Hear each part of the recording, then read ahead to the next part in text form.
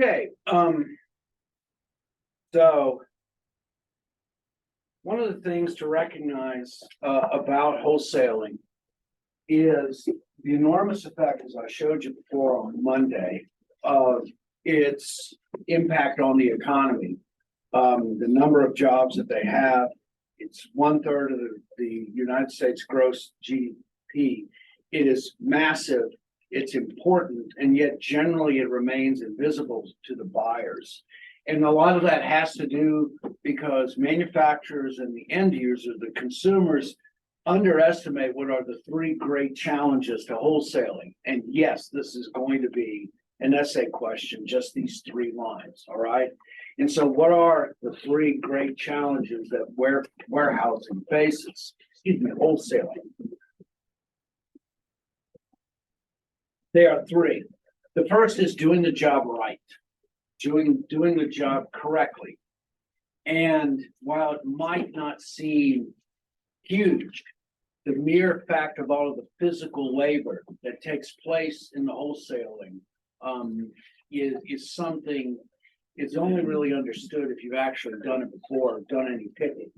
And it's, like I said, it's undervalued and underappreciated. The next is doing it with maximum service as well. Doing the job as effectively as you can, which means not only doing the job, pulling the right things, but being able to do it in a timely way, which brings value to the retailers who are working with the interactions. And the last is that immortal thing that we're always talking about. If you're going to be profitable, you've got to do two things.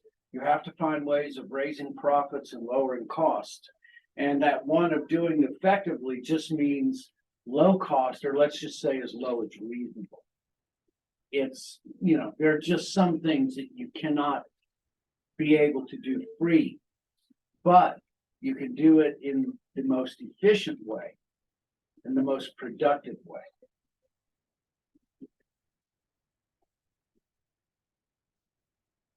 Okay, so those three things.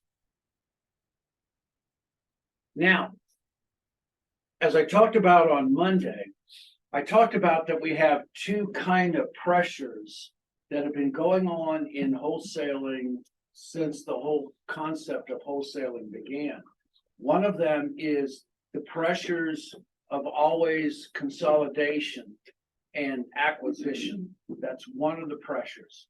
And the other is the enormous amount of physical work that goes on in the wholesale environment.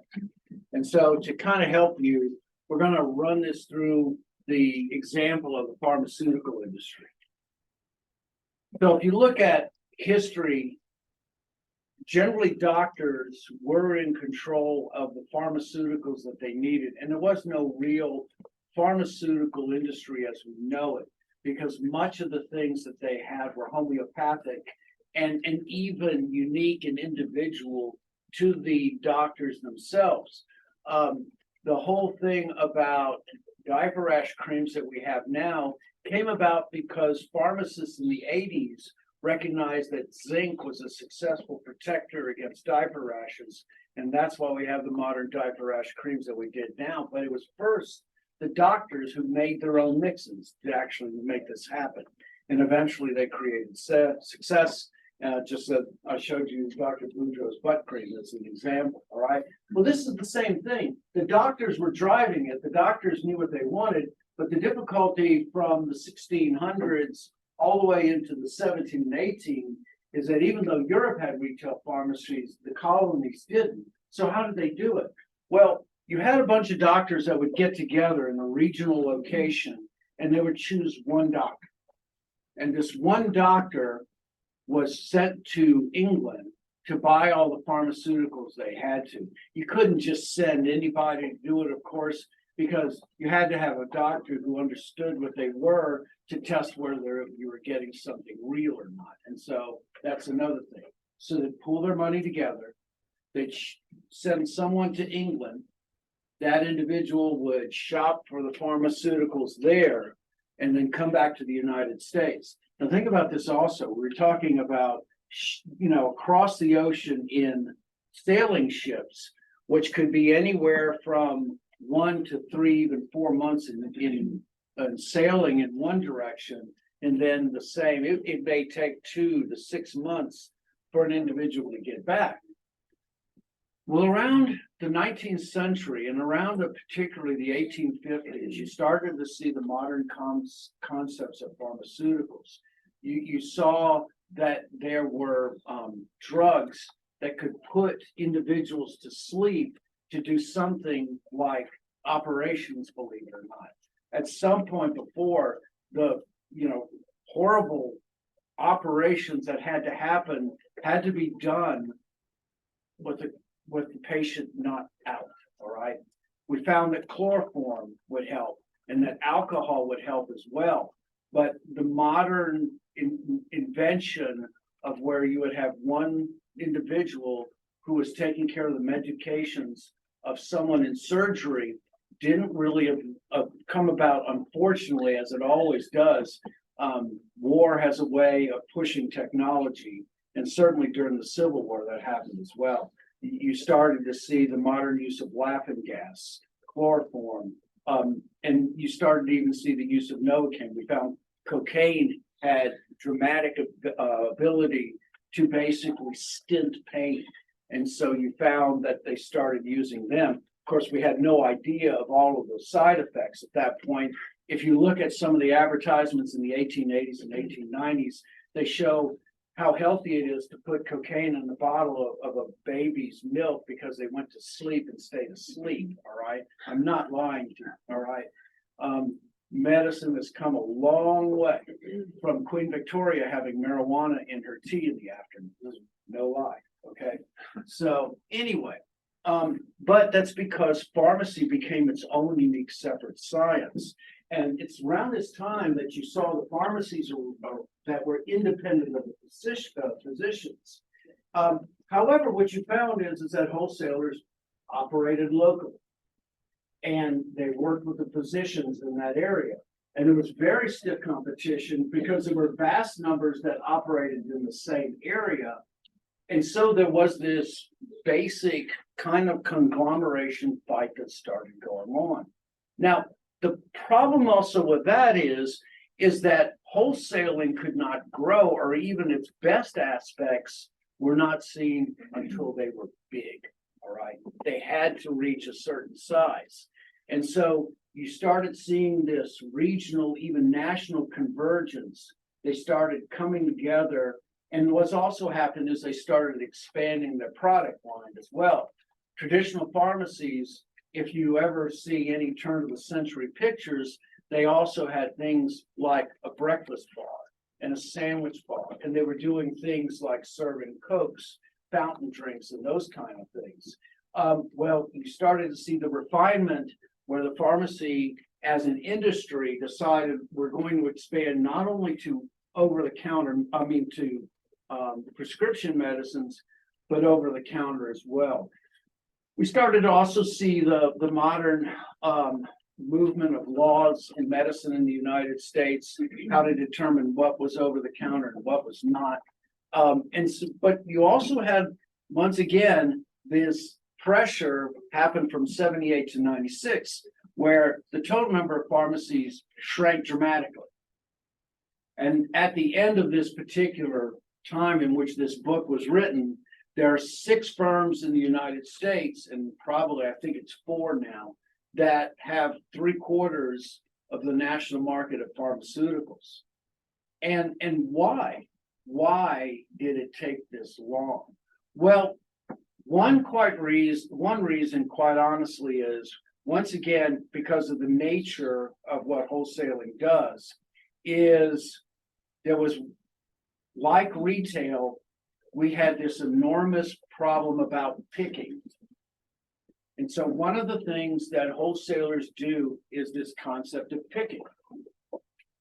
And that's taking the goods that a buyer requests, retailer or otherwise, and assembling them. And I'm using assembling as a more generic word. I mean, doesn't mean I'm putting them together like a Lego set, all right? I'm just putting them all in the same box so that they can be delivered for shipment. So this is that same picture of Atlantic Dominion, that same company. And this is the 10,000 items that they have, particularly on the shelves in the United States. And having worked in warehouses before, I can say this is not unusual. You know, generally when you buy the stuff in the manufacturing, you keep them in the same boxes because the boxes are also advertisement. You know what you're picking from where. But just think of that. Look at it. All right. It's an enormous physical task to be able to go up and down those aisles and know exactly what you're trying to get. Amazon, to their credit, has done a great job of more automating that, but it still hasn't reached perfection. And so you had two forces in the consolidation. Just look at all of those goods there. Just think of the amount of capital it requires to support that many goods on the shelves. And then yet imagine the workforce that it takes to be able to do that particular job. And so these are the two things that were kind of twisted. They were pushing them together, the wholesalers, and yet demanding that the number of individuals remain the same.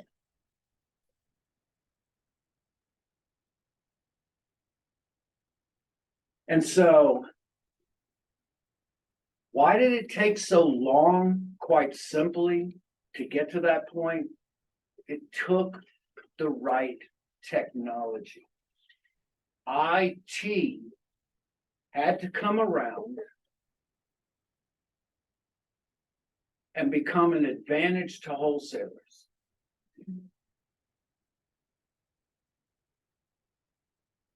Wholesalers consolidated their assets. Just like the wholesaler that we showed in the back, instead of, as we started chapter 1, of a wholesaler for cigarettes, a wholesaler for soft drinks, and a wholesaler for candy, this corporation consolidated those wholesalers together. They have the economies of scale and of scope,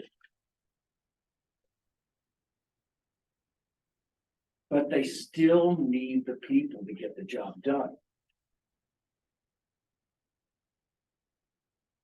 And it's these strange converging lines that created the wholesalers, and then also these are the functions that they perform.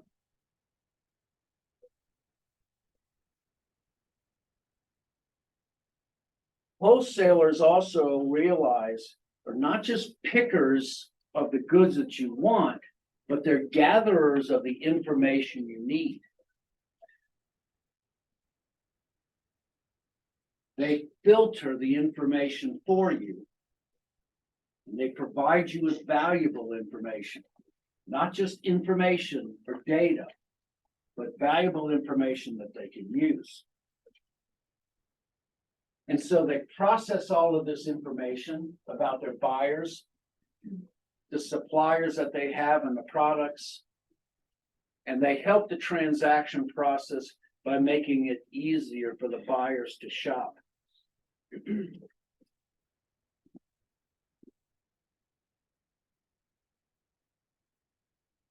They create this infrastructure, this area, which creates time and place utility. In other words, what they do is they have the goods when you need them, in the location where you need them. And this is another thing that ironically makes wholesalers more local than retailers.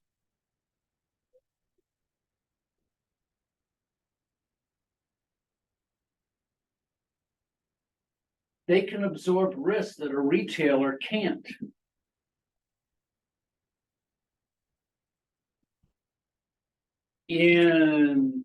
Toys R Us went out, I believe it was 2018, 2019. One of the major reasons they did was they made an enormous pre-purchase of Star Wars action figures before The Last Jedi. And unfortunately, I think it was some in the area of $400 million, something like that as a contract. And unfortunately, it bombed. And while Toys R Us was on the bricks and they were on their way down, that unfortunately made it impossible for them to survive. Well, a wholesaler can absorb that kind of risk because they have the capital to be able to. And then hopefully what they do is by gathering and processing the information, they might have a better idea or an understanding about what is the better solution. All right. So that's another thing that they can do. And then the last thing that they'll do is for business to business buyers, they'll actually do manufacturing. All right. They will do the things that constitute manufacturing all the way, perhaps even to the last step.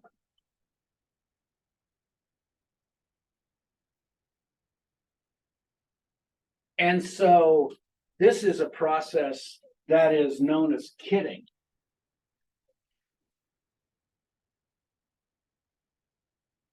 Okay. And kitting is this assemble to order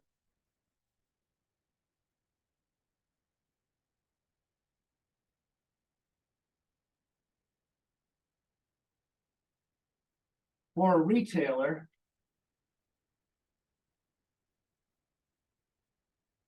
in a customized way.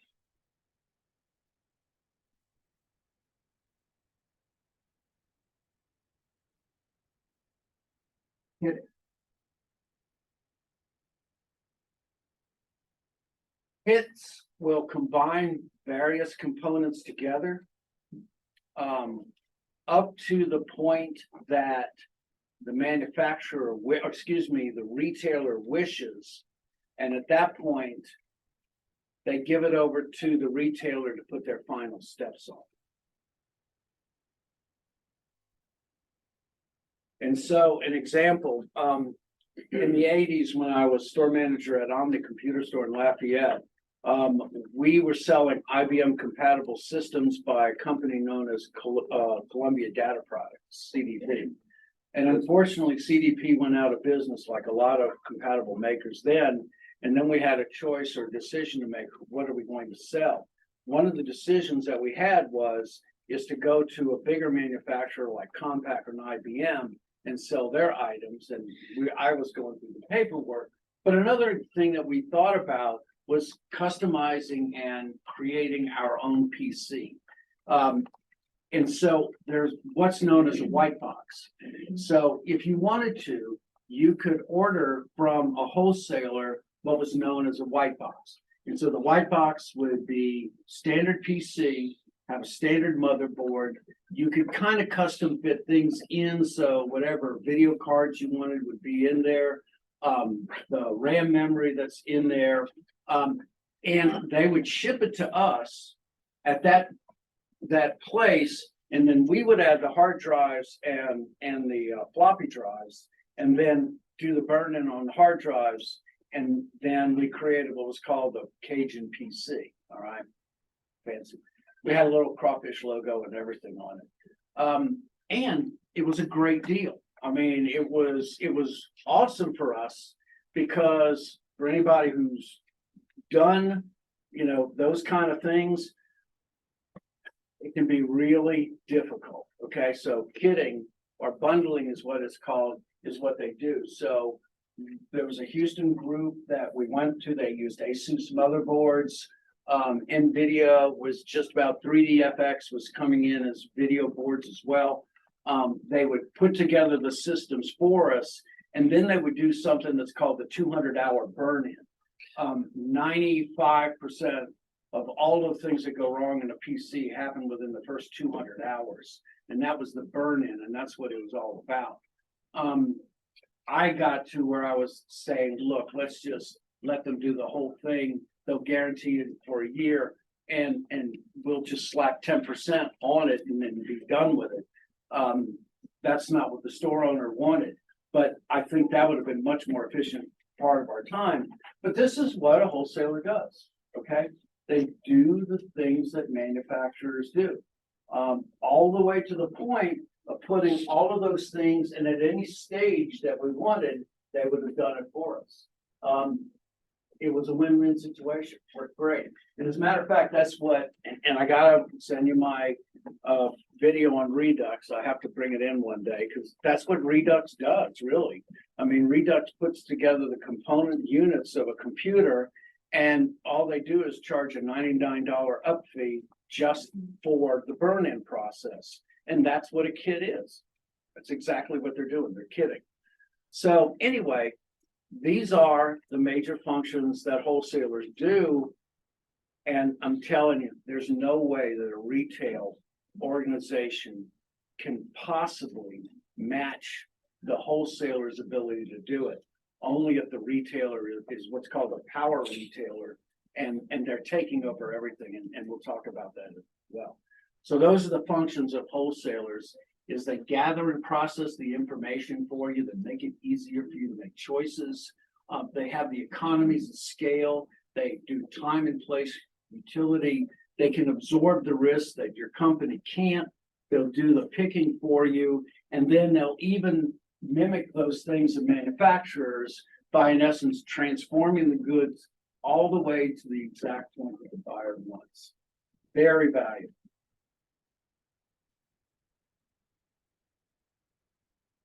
Now, the only thing I want to say about wholesaling strategies in emerging economies is that traditionally, especially in areas that have been colonized, such as Africa, there is a deep, deserved distrust for corporations that wish to come in and be able to tell them how to do their jobs.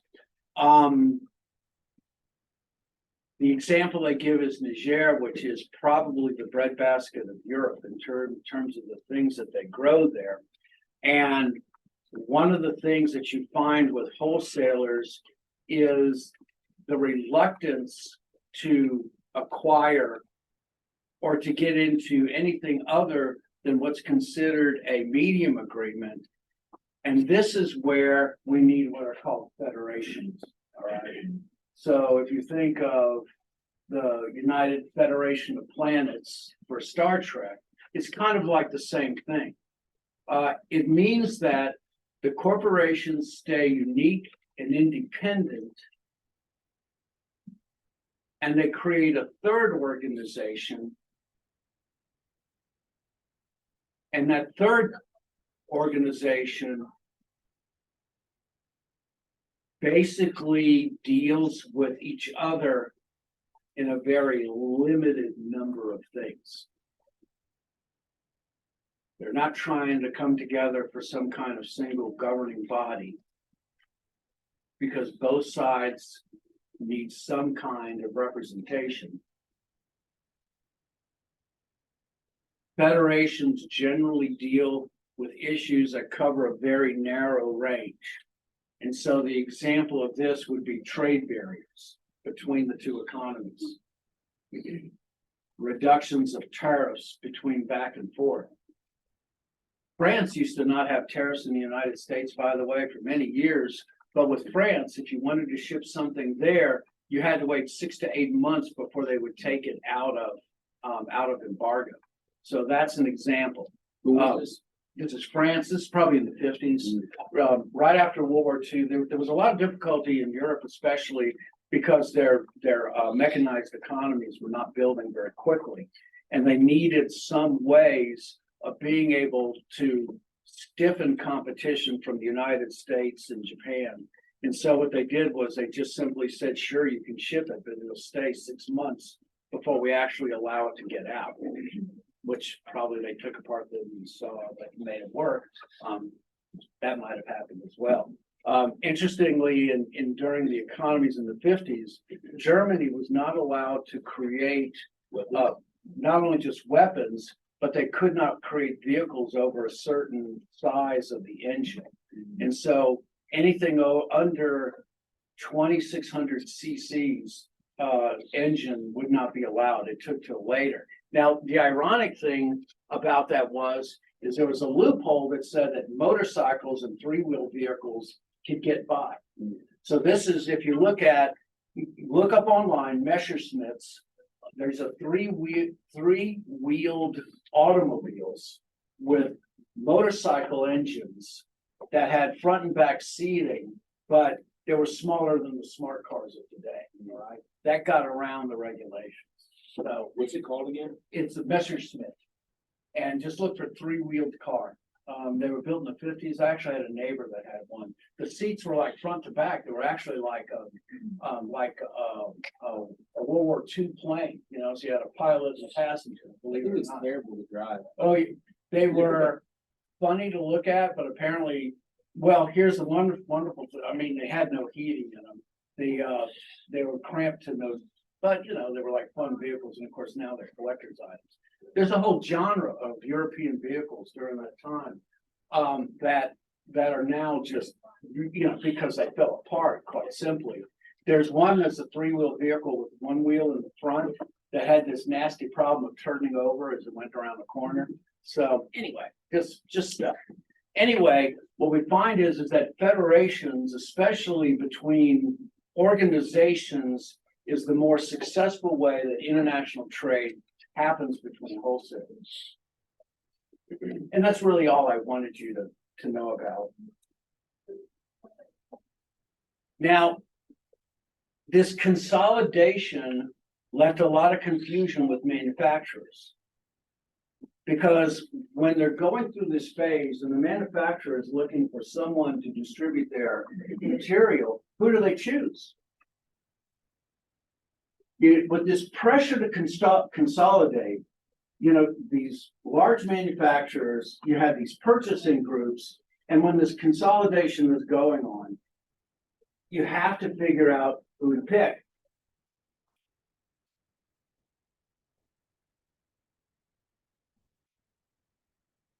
And so manufacturers, unfortunately, if they choose the wrong wholesalers, and if you think by nature they tend to be regional, that if you pick the wrong wholesaler, you could be missing the audience you're trying to hit.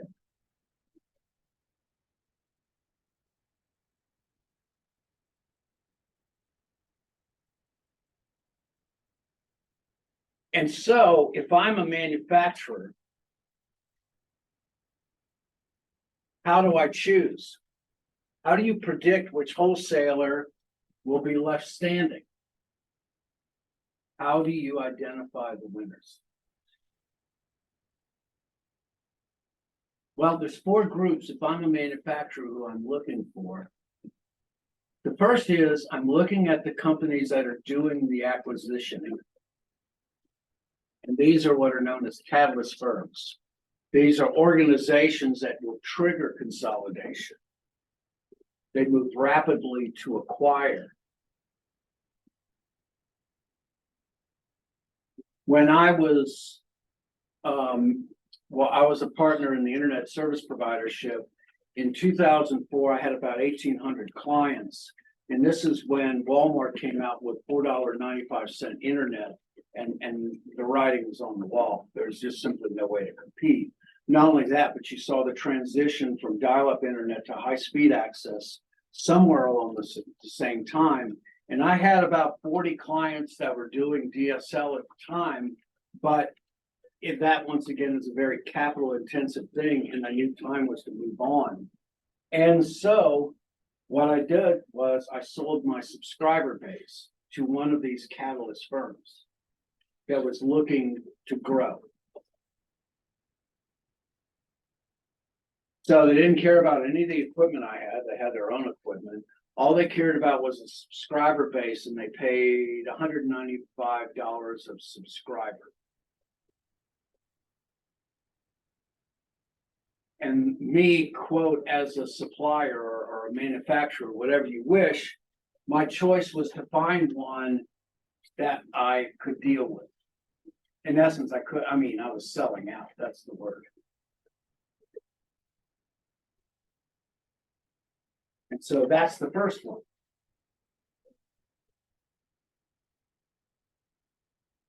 The next is I would look for those wholesalers that enter late after consolidation is working. So for those that are in the merger and acquisition phase, there's usually a lot of minutia going on that's maybe stopping, or let's just say convoluting their normal daily work. Not only that, but it's not unusual to see when you have these kind of things, one company with big shoulders waiting for everyone else to duke it out and come in and swallow up the rest. As a matter of fact, they're usually the ones that are more successful. So when the Bells broke up in, the Communication Act of '86, you started also seeing, when the internet started, started seeing the baby bells, which would be South Central Bell, Southern Bell, that was in North Carolina. They were selling internet access and having high-speed T1 access as well, but they got caught in the pinch in the consolidation phase that started around 2004. Instead of, I was like one of 4,000 ISPs that shrank to about 300 in a year or two. They got caught. And what happened is they were duking it out with all the other bells. 2007, 2008, AT&T, which was a outlying partner, came in and scooped up all the baby bells and took over. And so AT&T entered late after the consolidation phase and basically bought everything on the cheap, for lack of a better word. The next is, if you manufacture in a unique market, you might want to look for unique specialists or the extreme ones. They've already found a unique market that might prevail after the consolidation. And so that market is going to be secure and stay stable. So an example is special equipment or specialized sports equipment. That would be another example. If Academy was fighting against another large organization, or a couple I was thinking of in a minute. But anyway, if there was a niche specialist of outdoor equipment and that group was alive and generally working, but only in a narrow market, there's a chance that they're going to stay alive.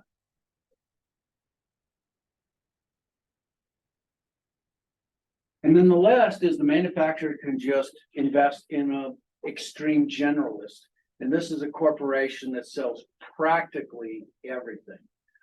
There's a company called Standard Office Supply, just as bland and as generic, when they have a good time, they go out and paint the town beige.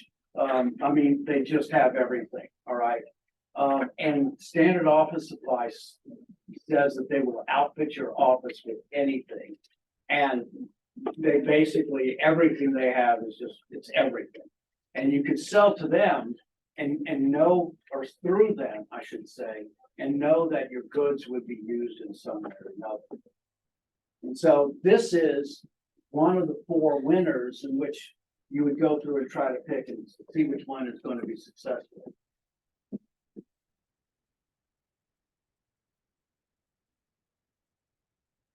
So the next thing you can do, you can invest in the fragmentation.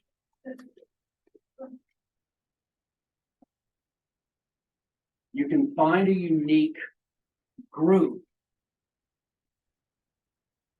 You yourself can start positioning your particular items for a much more narrow market.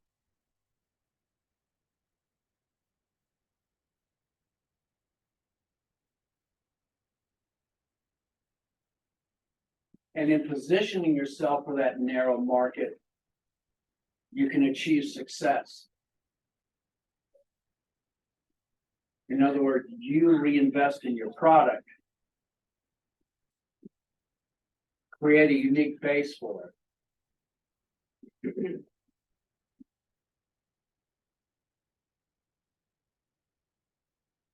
If I'm worried about wholesale consolidation, I might decide to vertically integrate forward. In other words, I might make the decision to do the make versus the buy. And this is certainly what IBM did from 2009 on. IBM actually invested a little bit in fragmentation, repositioned themselves as a software company, and basically took some of the value-added resellers out of their niches and said, we're going to take our product all the way through, all the way to the consumer. And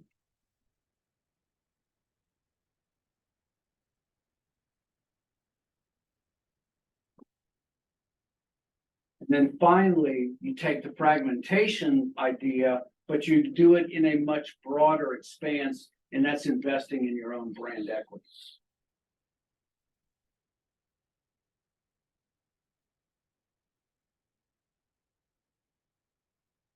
I think Nintendo is one of those very unique corporations that has found its way through the video gaming industry without, I would consider to be, if you consider Sony, the PlayStation, and Microsoft, the Xbox, those were all divisions of larger corporations, but Nintendo has always been on that unique niche, all right? And the way that they've done it is they've been very attractive in their market. And one of the things that they focus less on is the graphics, which is kind of a funky thing, but they do, and more about playability. And that's, my son's been a Nintendo, from day one, and all I can say is I get it. He's right, all right. And so that's the other thing that a manufacturer can do when you're trying to go through this consolidation wave and find some way of achieving success. Okay, so go through the last few ideas. What are the trends in wholesaling? Where is IT? Where is it going to go? Is wholesaling going to be one of those global expectations? Are there things or threats to it? The wholesaling as a concept? Well, there are a few. And the first thing we have to think of is where's the future going? And the big thing is that most wholesalers may never be global. They are large, but they are seldom global. Because you got to think, once again, they're not selling products, they're selling services. And the services they sell to are to retailers. And those retailers are generally in certain geographic locations. A retailer, their products they sell, their unique goods, can be desired all across the United States internationally. But the wholesaler, they're different. Their customers that they cater to are the retailers that are out there at this point in time. And so by their nature, they will generally, it's hard to say absolutely, but the general trends is they're going to stay local. Even though trade barriers encourage expansion, the likely event is that you would take the wholesaler and move them to another location, but think about it, they would have to learn the retailers that are in that area itself. And certainly the lessons that countries like Niger have learned from those kind of situations are not good ones, and they're going to be resisted. There's been enormous resistance internationally from products from the United States just in stores. So you can imagine when the contracts and when the transactions are in the millions, there would be a certain amount of pushback.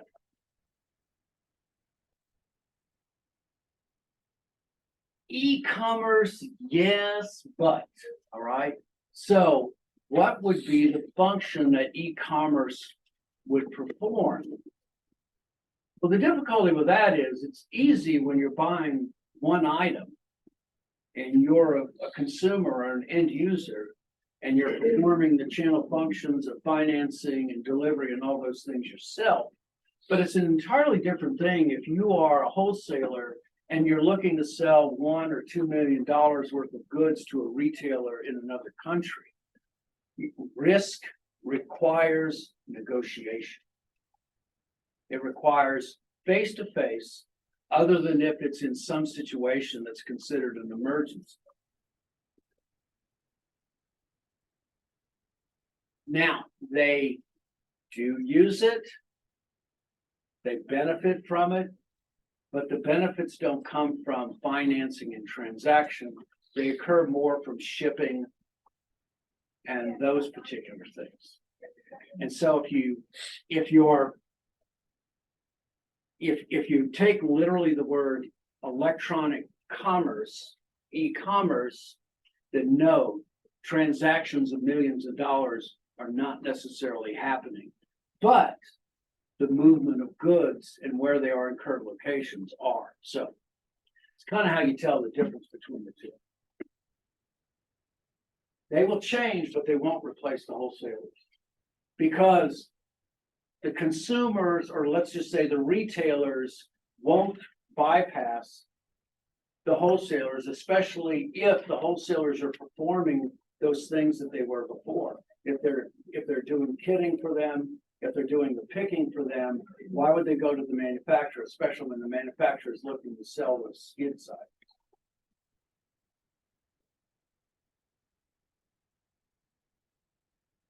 Don't worry about this. Reverse auctions, I'm going to just mention briefly. You might get one multiple choice question on it, and that would be it. Reverse auctions are difficult, and the way that they work is that on a reverse. If you ever watch Shipping Wars, once again, I'm talking about another one, but Shipping Wars is the same thing. So you're given a job, all right. You need to move a good from one place to the United States from the next, and somebody in their truck says, "I'll do that for $5,000," and then someone behind them says, "No, I'll do that for $4,800. No, I'll do it for $4,500." That's in essence what reverse auctions do. So I need to get these particular items, and the wholesaler will say, "We'll do it for 5,000." Same thing, and then finally it gets to a lowest price, and nobody's undercutting it, and that wholesaler makes the delivery. The difficulty with that is that it basically breaks the contract that wholesalers and retailers have together. It destroys that trust function and that value that wholesalers deliver.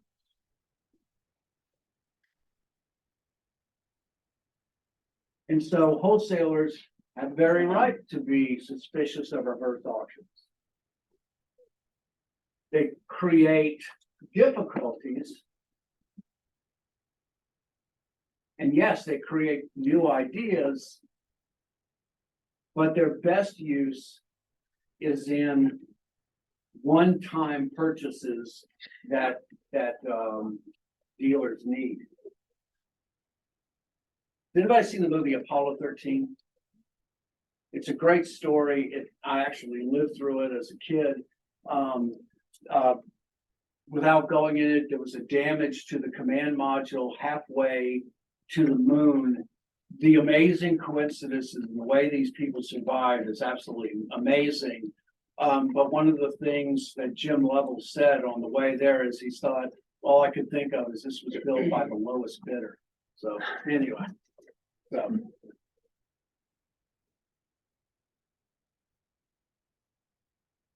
So the last thing I'm going to mention before we go is the one other trend that you might see is that you might see what are called power retailers that will bypass the independent distributors and set up their own branches to perform the channel functions. And so power retailers buy in large quantities in certain product categories. Toys R Us, take note. And they have a very prominent position in the channel. They are, in essence, category killers. And so Academy Sports, those kind of things.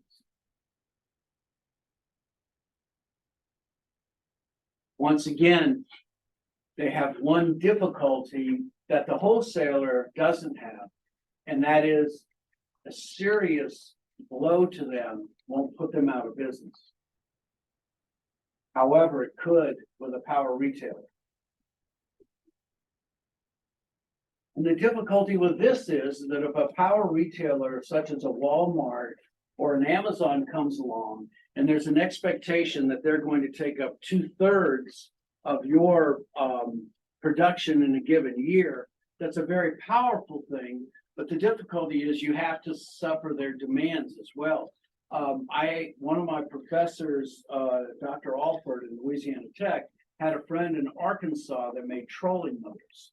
And these trolling motors were very good and got a huge 2/3 of their production in a year order from Walmart. And at the very last moment, Walmart told them, oh, by the way, and Walmart does this. At the very last minute, Walmart said, oh, by the way, we need you to reduce your price by 20% to us. And so what do? Well, the thing that they did was they took the steel pins out of their trolling motors and they replaced them with plastic. And instead of having metal propellers, they had plastic ones. And you can imagine what that did, not only to the effectiveness and long-term of the trolling motors, but just think of what it did to their brand as well. And so that's the difficulty when the manufacturer responds to a dominant buyer. Okay. All right, getting you out of here so go have a great afternoon. I'll have these posted up and I will see you all Monday. Okay.